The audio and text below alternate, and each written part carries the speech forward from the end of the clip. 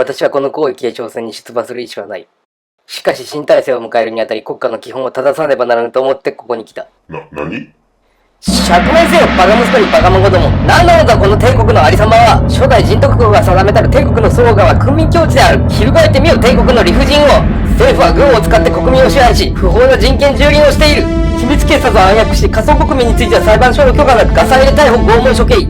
国民の移動の自由すらなく、政府による資材の没収や不正地区帯を行う報道の自由を訴えるジャーナリストの殺害、ネット規制はおろか諜報機関による通信傍受の状態化、修道者領土問題で戦争まで起こし、国家はこれに関与しない。権力と暴力を分かつ者は何か法である。法を守ることで権力は正当化されるのだ。我が帝国は今滅びの淵にある。なぜか憲法が死んでいるからである。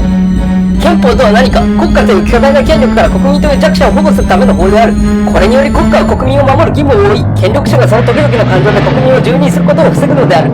国家権力の暴走を抑制する手段として憲法は存在するのだ。憲法が死んで何が国民境地か。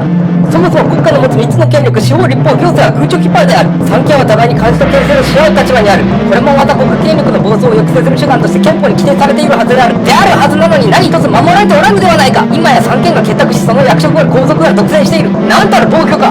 まして独裁権力の世襲など既得権の維持以外に意味はない。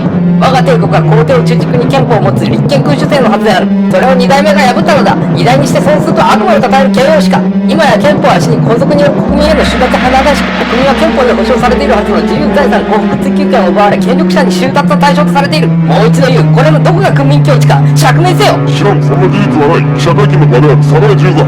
絶対権力は絶対的に腐敗する。勝手知ったることも知らん存ぜぬとは誠機会極まりない。下がれと言っている。下がれ自由だ。文明を最先端にして文化が古代とは事実に皮肉。血と欲にまみれし一族が歩む滅びの末路は天の廃材である。下がらんか自由だ。我を誰と心得る。先住院議長であるぞ。議長命令である。直ちに退席せよ。議長ならば院内では厳正中立な運営が本務であろう。国家による非合法を正さんとするのは命に重要すべきあなたではないのか議長殿。議事の場ではない。報道会見の席である。議の運営は院内で行う。伝令をしてだったら私が何を言おうと勝手ではないか。弁には弁で返すべし、剣によって返すはそれは山下の現れなり。伝統とは単に前例になろうことではない。魂を受け継ぐことである。そこで私は建国会議を目的とした新組織極有機を立ち上げることを宣言する。私は長らく不本意ながらも皇帝陛下に忠誠を誓ってきた。しかし真に忠誠を誓うべきは建国の精神と見つけたり。この意見に賛意ある方々は集っていただきたい。帝国民ならば誰にでも参加する資格がある。そんなことは許さん。出過ぎたまではそんなは自由だ。出過ぎたまでとはどちらのことか。私が私の立場と権限で法にのっとってすることをまかりならんとは何事か。何の権限で介入するのかお答えいただこうシオン議長殿。それでも貴様皇祖にあだます逆賊か。何を。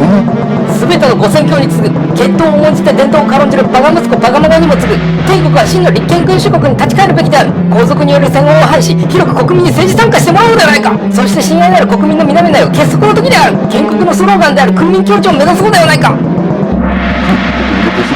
がたことは神とと入り乱れる我が帝国でそんなことは不可能だ。それは私ではない。彼がやる。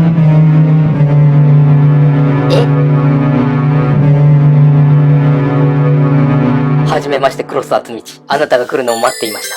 私はあなたの後見人だ。あなたにこの帝国をまとめる新時代のリーダーになっていただきたい。は